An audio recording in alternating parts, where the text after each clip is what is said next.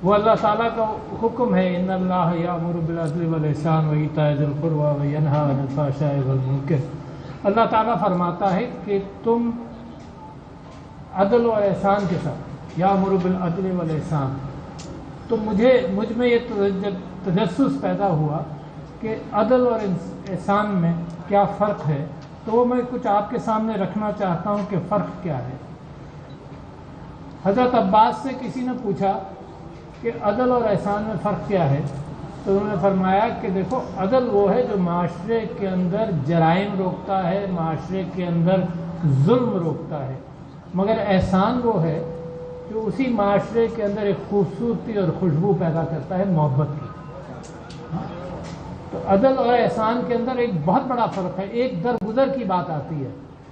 अदल वो कैफियत है कि शिकंजा जो है कानून का वो पकड़ेगा ज़रूर, मगर एहसान वो है जो मरहम पट्टी करता है।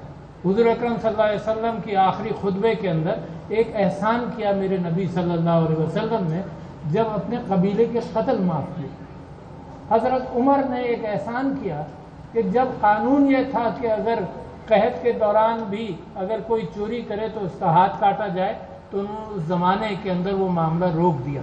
यह है एहसान, यही माशरे के अंदर मोहब्बतें हमारी और आपकी बढ़ाता है। अगर हम सब सिर्फ अदल कर रहे हैं तो ये मेरा ये तुम्हारा, उससे आगे मामला नहीं चलता। ये वो एहसान है जो माँ बाप हमें दरगुजर करते हैं, ये वो एहसान है जिसके अंदर बुजुर्ग दरगुजर करते हैं, ये वो एहसान है जो पाकिस्तान की आज ज़रूरत है, जिसके अंदर लोगों ने नफ़रतों का बाजार गर्म किया है, जो इस्लाम से, जिसका इस्लाम से कोई ताल्लुक़ नहीं। अल्लाह ताला फरमाता है कि उसकी खूबी है दरगुजर करना। मेरे नबी सल्लल्लाहु अलैहि वसल्लम को हज़रत उमर ने वो दुछत्ती पर एक दिन आराम से सो रहे थे, जब उठे करवट लेकर तो मुस्कुरा रहे थे। हज़रत उमर उनके पास बैठे थे, उन्हें पूछा, मेरे आका, मेरे नबी, आप मुस्कुरा क्यों रहे हैं? तो हुजूर ने फरमाया कि फ़रिश्ता, जब मैं सो रहा था तो फ़रिश्ता मुझे जन्नत के मदारिस दिखाने ले गया। पहला दर्जा ये था जिसके अंदर बड़ी खूबसूरत मकान थे, बहुत खूबसूरत कैफियत थी। तो मैंने फ़रिश्ते से पूछा, ये कौन सा दर्जा है जन्नत का? तो फ़रिश्ते ने कहा कि ये वो दर्जा है जिसमें लोगों ने अपना इंसाफ करा दिया। लोगों ने, जिसने बदकलामी की थी तो उसके पास से नेकियां अल्लाह ने उसमें झोली में डाल दी। सब लोगों ने बराबरी कर ली अल्लाह ताला के अदल और इंसाफ के एतबार से। फिर दूसरा दर्जा फ़रिश्ते ने, हुजूर ने पूछा कि दूसरा दर्जा कौन सा है? तो फ़रिश्ते ने कहा कि ये वो दर्जा है जिसमें लोगों ने ज़िंदगी में दूसरों को माफ़ किया। क्या बात, यानी अपना अल्लाह के यहाँ जाने से पहले लोगों को माफ़ कर गए है। तो अल्लाह वो सूरत पसंद करता है, और मैं समझता हूँ इस माशरे की ज़रूरत है, और मैं आपसे उसका जिक्र करूँगा कि किस तरह से ये ज़रूरत है। इस्लाम के अंदर कानून की क्या अहमियत है, ज़रा सा आज के स्टेट नेशन के कवानीन से ज़रा सा फ़र्क रखिएगा। मेरे नबी सल्लल्लाहु अलैहि वसल्लम का मदीने के अंदर, मक्के के अंदर जो दौर गुजरा, वो लोगों के साथ हमदर्दी और मोहब्बत का गुजरा। ये तो सब जानते हैं ना। हर एक की फिक्र करते थे, इंसाफ करते थे, लोग उनके ऊपर भरोसा करते थे, और मदीने के अंदर यही चीज़, इसी चीज़ का प्रचार हुआ।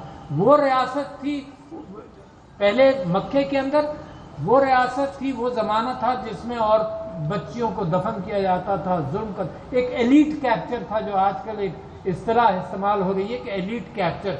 ये अशराफिया जिस तरह से माशरे के रिसोर्सेज पर कब्जा करते हैं, ये वो एलीट कैप्चर था। और मेरे नबी सल्लल्लाहु अलैहि वसल्लम वहाँ पर कम्युनिटी के एतबार से इंसाफ और एहसान और हमदर्दी पैदा करते। जब मक्के पहुँचे तो लोगों के नंबर बढ़ गए। जब लोगों के नंबर बढ़ गए तो ये ज़रूरत पड़ी कि वो जो एहसान इंडिविजुअल लेवल पर हो रहा था, वो जो कम्युनिटी के साथ इस्लामी माशरा तामीर हो रहा था, उसको अब कोई नज़म दिया जाए। तो वो नज़म रियासत कहलाई, वो नज़म रियासत कहलाई, नंबर्स के बढ़ने से रियासत कहलाई। वरना असल स्पिरिट मेरे मज़हब की ये है, इसी वजह से मैं आपको अपने आप को अनपढ़ कह रहा हूँ। असल स्पिरिट जो मैं समझता हूँ मेरे मज़हब की है, वो इंसानों से ताल्लुक़, अल्लाह ताला को एक एक ज़र्रा, एक एक चीज़ अल्लाह की इबादत करती है। अल्लाह को खुदा न खास्ता अनऊज़ु बिल्लाह किसी चीज़ की ज़रूरत नहीं है, तो इंसान से वो क्यों इबादत की बात को دہراتا ہے وہ یہ کہ آپ سیکھیں. کیا سیکھیں؟ انصاف کرنا دنیا کے اندر، عدل کرنا، احسان کرنا. اصل مذہب کی اسپرٹ یہ ہے کہ میرا اور آپ کا تعلق کیا ہو. میرا اور میرے اللہ کا تعلق تو پوشیدہ ہے. میں طریقت کے حوالے سے نماز روزہ پر کروں تو یہ میرا تعلق لوگوں کو نظر آ جاتا ہے، مگر دل سے میرا تعلق اللہ سے بالکل الگ ہے. میرا اپنا حساب ہے اللہ کے ساتھ، یہ مجھے دکھانے کی بتانے کی ضرورت نہیں ہے.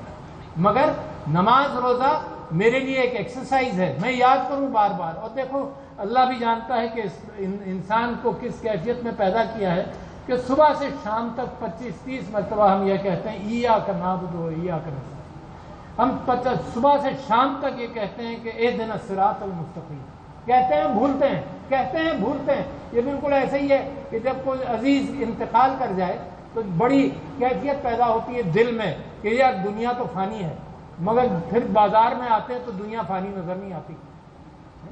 تو یہ بھی یہی کیفیت ہے. تو لہذا اللہ بھی کہتا ہے کہ سارے دن تم اس کے متعلق یاد دہانی کرو اور رٹی رٹائی بات کرنے سے گریز کرو.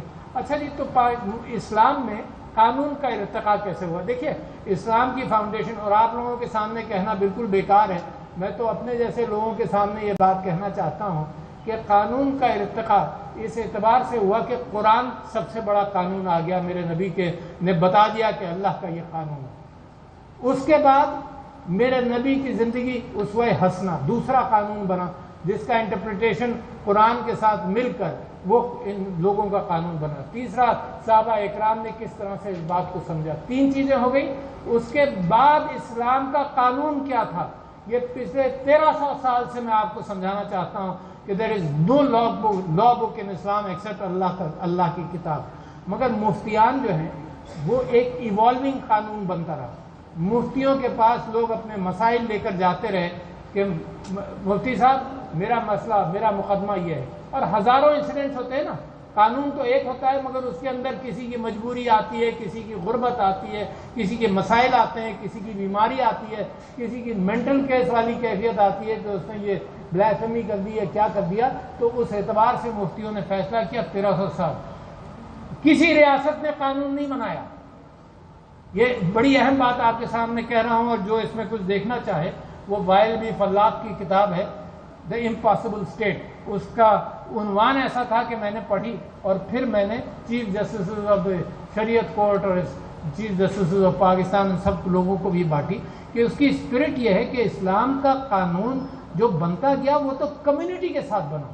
وہ کسی اس طرح سے نہیں بن گیا کہ ریاست کے بادشاہ نے یہ فیصلہ کیا آج سے یہ قانون ہوگا، ایسے نہیں بنا. یہ واحد قانون ہے دنیا کے اندر جو کمیونٹی کے ساتھ ایوالو ہوا ہے 1300 سال کے اندر. ریاست نے قانون بنانا شروع کیے جب ظلم و جبر کی انتہا ہوئی 13ویں صدی میں، 14ویں صدی میں، جب چرچ نے بڑا ظلم کیا یورپ کے اندر. اچھا ارتقاء وہاں ہو رہی تھی، مسلمان اس زمانے میں زوال پہ جا رہا تھا، ارتقاء وہاں ہو رہی تھی. تب کیسے قانون بنا جناب؟ 100 سال کی جنگ ہوئی، 70 سال کی جنگ ہوئی، 30 سال کی جنگ ہوئی. سارا یورپ آپس میں لڑائی کر رہا تھا، سارا یورپ. کتنا قتال ہوا. اس کے بعد ایک ویسٹفیلین آرڈر، ایک سب لوگ ملے جیسے آج یونائٹڈ نیشنز میں ملے ہیں، سب لوگ مل کر انہوں نے یہ کہا کہ اب نیشنز بنیں گی، نیشنز احتسال سے نکلیں گی. اور چرچ کا حال یہ ہے کہ ابراہیم بغانی وقت میں ایک کتاب تحریر کی تھی جس کا نام تھا the moral side of Christian clergy. اس کے اندر اس بات کا ذکر ہے اور آپ کو تاریخ میں مل جائے گا کہ چرچ کے جو کاؤنٹس تھے، کیتھولک چرچ کے جو کاؤنٹس تھے جو فرانس میں تھے اور چھوٹے چھوٹے ریجنز کے اندر انہوں نے ایک ٹیکس کلیکشن کا نظام بنایا ہوا تھا. شادی جب وہ سینکشن کرتا تھا جب عورت ایک رات کاؤنٹ کے ساتھ گزار لے. یہ حال تھا کرسچین چرچ کا اس وقت. زوال پذیر چرچ تھا. وہ چرچ نہیں ہے جو حضرت عیسیٰ کی تعلیمات سے چلتا ہو. اس سے بغاوت کی مارٹن لوتھر نے، پروٹسٹنٹ چرچ نے. اس بغاوت کا ایک ذکر آپ سے کر دوں کہ مسلمان کا زوال کہاں سے شروع ہوتا ہے. اس بغاوت کو سب سے زیادہ طاقت ملی جب گوٹنبرگ پریس بنا جرمنی کے اندر. اس نے اس کی ٹریٹائزز چھاپ چھاپ کر دنیا میں بانٹنا شروع کی 1325 اور 1340 میں. گوٹنبرگ بائبل بھی وہیں چھپی. اس نے ہلا کر رکھ دیا کیتھولک چرچ کو. جب اس نے ہلا کر رکھ دیا کیتھولک چرچ کو تو مسلمانوں نے یہ محسوس کیا کہ یہ پرنٹنگ پریس تو بڑی خطرناک چیز ہے, یہ تو علم سارے میں پھیلا دے گی. تو میرے بھائیوں 300 سال مسلمانوں کے یہاں پرنٹنگ پریس نہیں بنا, 300 سال نہیں بنا. پہلا پرنٹنگ پریس بنا استنبول میں 1725 میں جو مسلمان تھا. اس کے اوپر پابندی تھی کہ عربی زبان, عربی الفاظ نہیں استعمال کرو گے, لیٹن میں جو مرضی آئے لکھو. 13-14 سال وہ چلتا رہا. تو 300 سال علم انتظار نہیں کرے گا کہ اللہ تعالیٰ کے محبوب نبی کی امت کو ایک ایج دے دے. اللہ کا بھی اپنا قانون ہے. تو مسلمانوں کو آج بھی آپ دیکھیے, جس چیز سے گھبرا جاتا ہے مسلمان اس کو پہلے روکنے کی کوشش کرتا ہے, بجائے اس کے کہ اس کو سمجھے. آج میڈیا پر پابندی ہے, اخباروں پر پابندی ہے, ٹیلی ویژن پر پابندی ہے, ہر چیز پر, سوشل میڈیا پر پابندی ہے. اخبار اب کوئی نہیں خریدتا, بہت کم لوگ. ٹی وی دیکھنا لوگوں نے بند کر دیا, کیونکہ ٹی وی کے اندر جس طرح سے لفافی قسم کے سٹیٹمنٹس آ رہے ہیں, جس طرح سے کوئی پتہ ہی نہیں چلتا, جھوٹ پر جھوٹ بولے چلے جاتے ہیں. ٹی وی دیکھنا بند کر دیا, اور سوشل میڈیا وہ واحد ذریعہ ہے. سوشل میڈیا پر یہ کہا جائے کہ جی اس میں جھوٹ بھی چلتا ہے, ضرور چلتا ہے. اخبار میں بھی جھوٹ چلتا تھا, میرے نبی صلی اللہ علیہ وسلم کے زمانے میں جھوٹ چلتا تھا. جب اللہ تعالیٰ نے قرآن کی وہ آیت نازل کی کہ اگر کوئی تم کو جھوٹ بتائے, فیک نیوز, تو اپنے نبی سے پوچھ لو, تصدیق کر لو. اس زمانے میں بھی جھوٹ چلتا تھا. تو کوئی ایجنسی بند کر دینا کہ اس میں جھوٹ ہے. اس وقت آپ یہ دیکھیے کہ 8 فروری کو جو آپ نے عکاسی کی قوم کی, وہ ٹویٹر بند تھا, سوشل میڈیا بند تھا, سب کچھ بند تھا, ٹی وی پر بھی کچھ نہیں آ رہا تھا. سینہ بسینہ جو مسلمانوں نے آپس میں بات کی ہے, سمبل بھی لے لیا قاضی فائز عیسیٰ نے, ایک ظلم کیا. کہاں وہ تقریریں کر رہا تھا انگلینڈ کے اندر کہ جی سمبل تو بے انتہا ضروری ہے. پھر بعد میں اب یہ فرماتے ہیں کہ جی میرا فیصلہ یہ نہیں تھا, یہ تھا. اچھا اگر یہ تھا تو تم تماشا دیکھتے رہے, ظلم ہوتا رہا, 3 مہینے ظلم ہوتا رہا, اور آپ تماشا دیکھتے رہے, اور آج آپ کو خیال آیا کہ یہ ظلم نہیں تھا. تو میں آپ کے سامنے یہ بات کہہ رہا تھا کہ جب